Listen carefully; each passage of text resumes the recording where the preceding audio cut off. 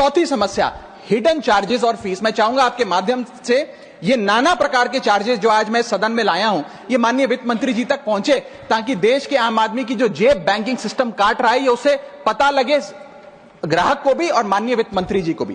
पहला, minimum balance penalty. यदि आप न्यूनतम बैलेंस नहीं रखते हैं तो 100 से 600 रुपए प्रति माह बैंक आपका काट लेता है। इस चार्ज को लगाने के बाद बैंकों ने वित्तीय वर्ष 22-23 में 3500 करोड़ रुपए मिनिमम बैलेंस पेनल्टी के नाम से लोगों से वसूले हैं मैडम।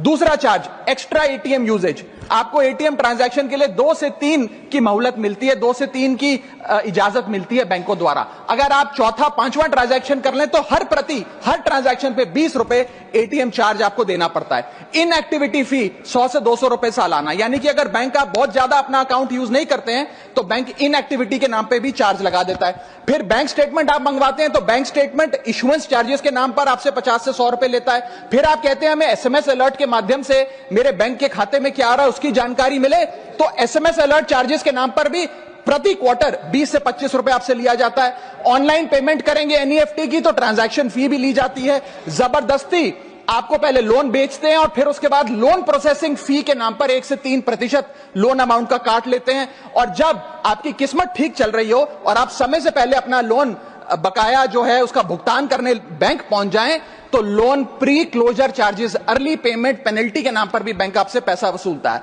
साधारण सा सिग्नेचर बदलवाना हो, नॉमिनी की डिटेल्स बदलवानी हो, उस चेंज पर भी 200 रुपए प्रति ट्रांजैक्शन के नाम पे बैंक आपसे पैसा वसूलता है। और डिमांड ड्राफ्ट पे ऑर्डर बनाने जाएं तो 100 से 200 रुपए प्रति डिमांड ड्राफ्ट आपसे पैसा वसूलता ही वसूलता है। यानी कि कस्टमर्स की जेब काटी जा रही है और कस्टमर्स को पता भी नहीं लगता कि कितना पैसा बैंक इन नाना प्रकार के चार्जेस के चलते आम आदमी से वसूल रहा है।